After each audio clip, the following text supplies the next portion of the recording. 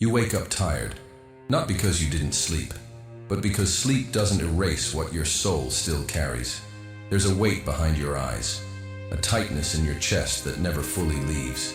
And somewhere between the toothbrush and the commute, you slip back into autopilot, a mode of existing that feels more like disappearing. You're surviving, and no one sees it. They see you at work, in motion, being responsible, but they don't see the private war, the one where you're trying to hold yourself together without making a sound. You keep going, because stopping feels dangerous, because falling apart might take too long to recover from, because the world doesn't pause when your soul is screaming. You wear strength like a mask. You laugh when you're exhausted. You say, "I'm fine," like it's a prayer to avoid deeper questions. And inside, there's this quiet grief, a sadness not loud enough to explain, just persistent enough to drain your light. It's not a crisis. It's not dramatic. It's just constant.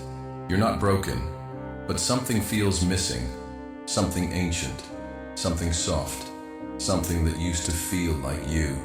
Maybe it was wonder. Maybe it was peace.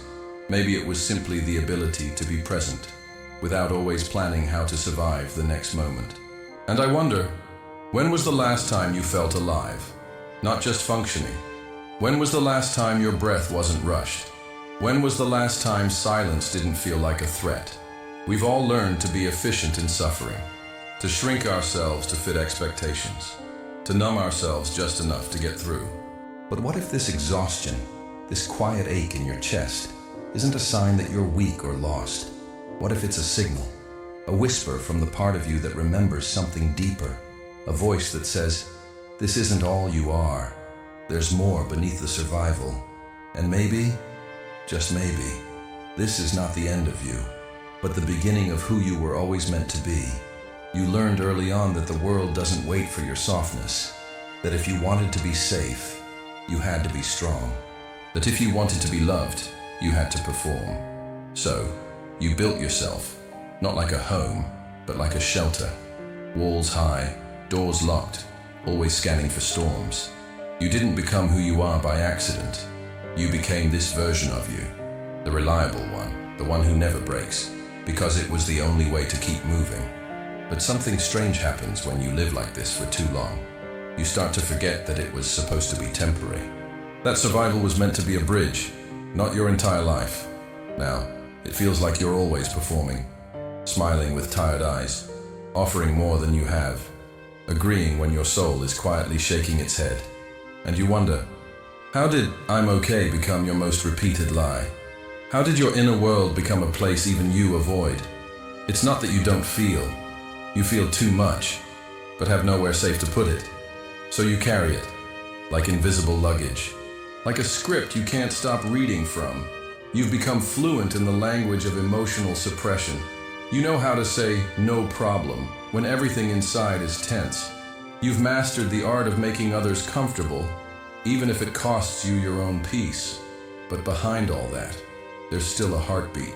There's still a voice, the one you silenced to fit in, the one that whispered things like, "I miss being real.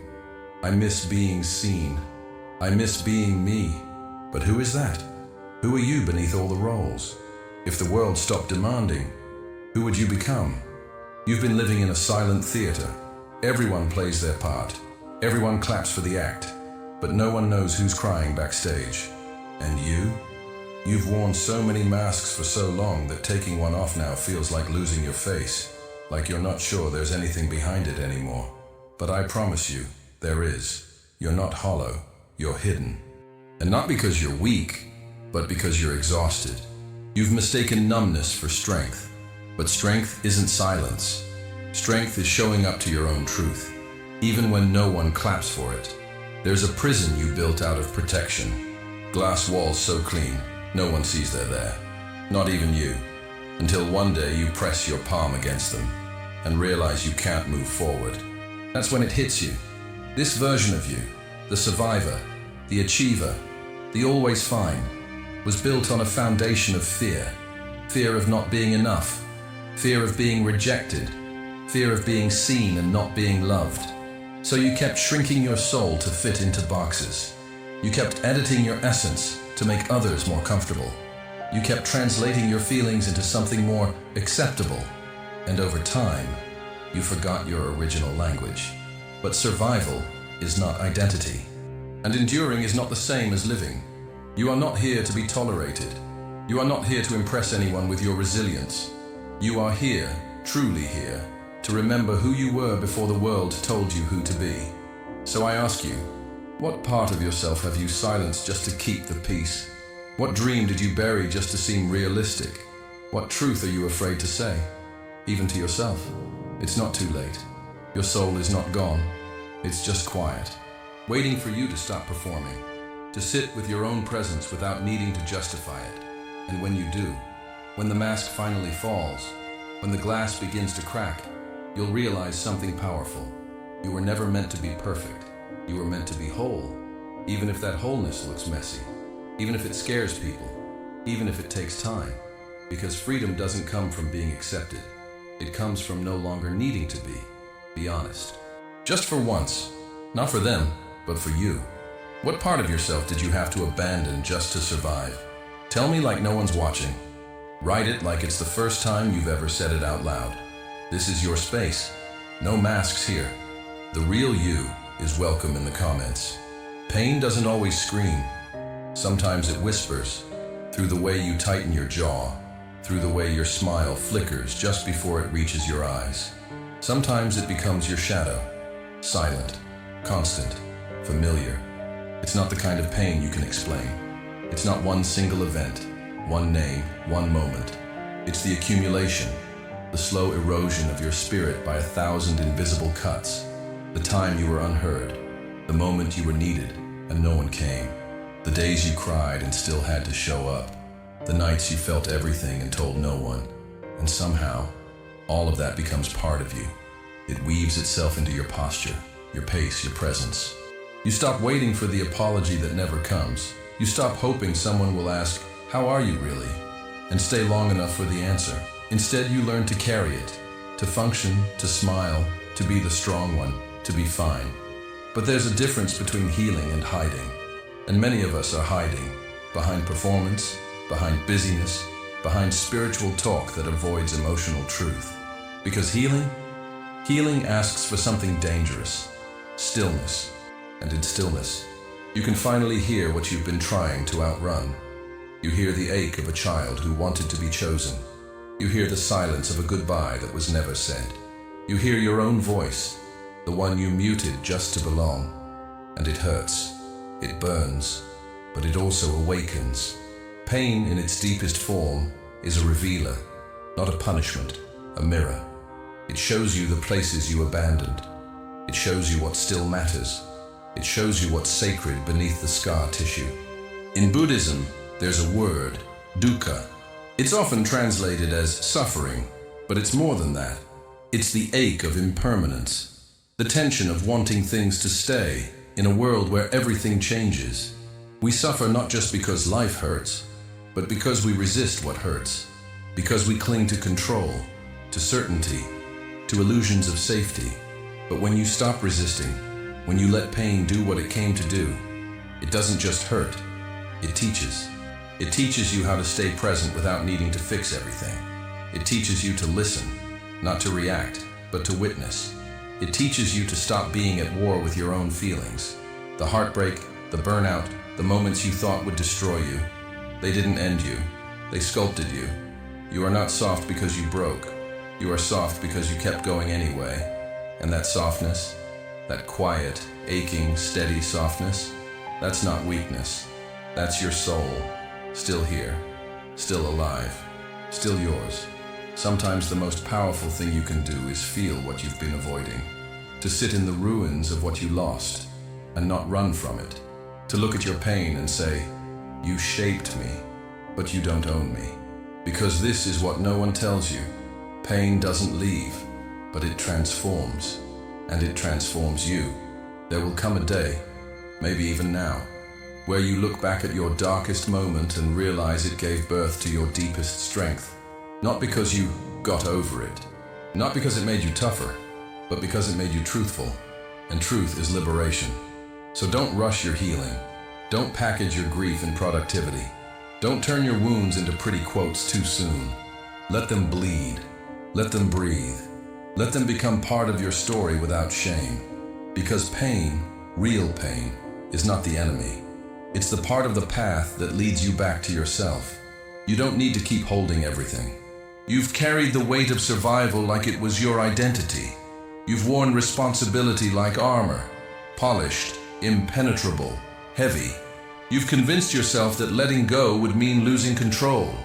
But what if control is exactly what's been suffocating you? We're taught that strength means gripping tighter, holding the job, the image, the expectation, the relationship, even when our hands bleed.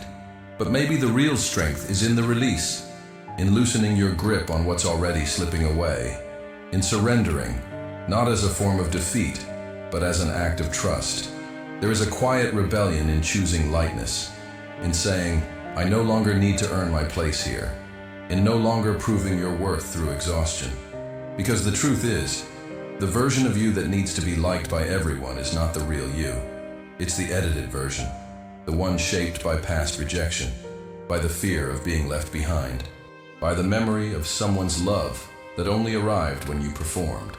And now, you're tired. Not just physically, soul tired. Tired of pretending, tired of pleasing, tired of postponing your truth in exchange for conditional belonging. What if you let that go? What if you stopped explaining yourself, stopped negotiating your needs, stopped shrinking every time someone else was uncomfortable with your depth? Because detachment, real detachment, isn't apathy, it's clarity. It's saying, I am no longer tethered to illusions that cost me my peace. It's releasing the need to be enough in a world that profits from your insecurity. It's recognizing that your value doesn't increase when you suffer silently. You weren't born to audition for love. You were born to embody it, first with yourself. Think of how trees let go of their leaves, not because they are broken, but because release is part of the cycle. A sacred rhythm. Gather, hold, shed, rest. You are allowed to enter that rhythm, to stop forcing, stop chasing, stop explaining, to walk into rooms without bracing for rejection, to let silence exist without rushing to fill it, to be misunderstood and still remain whole. There's a strange thing that happens when you stop trying so hard. You begin to feel lighter, not because life got easier, but because you stopped dragging things that were never yours to carry. And that's the paradox. The less you try to be accepted, the more real you become. The more you release, the more you return to yourself. It doesn't mean becoming distant, it means becoming honest. It means showing up with empty hands, no longer trading your authenticity for approval, no longer confusing self-abandonment with kindness. You don't need to prove that you're healed. You don't need to wear your growth like a trophy. You just need to be here, breathing, being, choosing you. Because letting go is not the end, it's the opening. And in that opening, something miraculous happens. You begin to remember what it feels like to live without armor, to laugh without a filter, to feel without fear. You remember the softness that was always in you, not the weakness, but the warmth, the you that exists beneath the layers, the you that doesn't owe the world an explanation.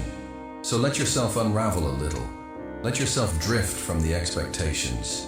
Let yourself return, not to the version they preferred, but to the one who doesn't need to be perfect to be at peace. Release isn't a loss, it's a return, to breathe, to stillness, to truth, to the you that doesn't perform, the you that simply is. There comes a moment, not loud, not dramatic, when you stop running. Not because you figured it all out, not because the pain disappeared, but because you're tired of fighting yourself. You sit, you breathe, and for the first time in a long time, you don't reach for a distraction. No music, no scrolling, no fixing. Just you, the silence, and whatever rises within it. It's uncomfortable at first, because silence doesn't flatter you. It doesn't entertain you. It doesn't validate you. It just reflects. It shows you where you've been abandoning yourself in the name of survival. It shows you the grief you postponed, the anger you dressed in politeness, the dreams you whispered only at midnight, when no one could hear. But it also shows you something else. Presence.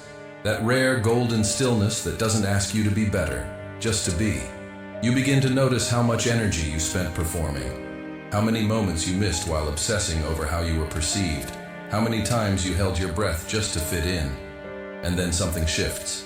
Not because you force it, but because you stop forcing everything else. You inhale deeper. You speak softer. You listen, not to reply, but to truly feel. The world doesn't suddenly change. The past doesn't rewrite itself. But you stop needing it all to be different in order to feel peace. This is what Buddhism points to. Not an escape from suffering, but a radical presence with it. Not fixing, not numbing, not transcending, just allowing. Allowing this moment to be enough. Allowing yourself to be incomplete and still worthy. Allowing your breath to guide you back to what's real. Because there's a kind of healing that doesn't announce itself. It's quiet.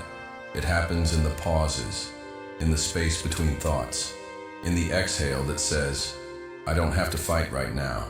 You begin to realize you're not broken. You're becoming. And becoming isn't clean. It's sacred chaos. It's losing everything you thought you needed and finding the one thing you always had, yourself. No version of you that's ever existed was wrong. Each one was doing what it had to do to survive. But now, you have the chance to live, to look in the mirror and not critique, but witness, to hold space for your contradictions, to be both soft and strong, both healing and hurting, both learning and unlearning, all at once. That's what it means to be human, to carry both the shadow and the light, to cry and still continue, to fall apart and still belong. And if no one ever told you, you belong. Not for what you achieve, not for how well you hide your sadness, not for how much you give while silently breaking. You belong simply because you are here, right now, in this moment, exactly as you are. So rest, not because you earned it, but because you exist. Be still, not to wait for the next wave of pain, but to finally feel the ground beneath your feet. Let the past be what it was. Let the future come as it may. But let now be where you meet yourself again. No roles, no masks, no performance, just presence, just breath, just this sacred, silent return to what was never lost. Because maybe the real you was never gone, just buried beneath the noise, just waiting for you to listen. And maybe, just maybe, everything you've been looking for isn't out there, but here, in this breath, in this body, in this simple, unremarkable, miraculous moment. And what if what you need most right now is not another answer, but the courage to stop running and let life finally catch up to you?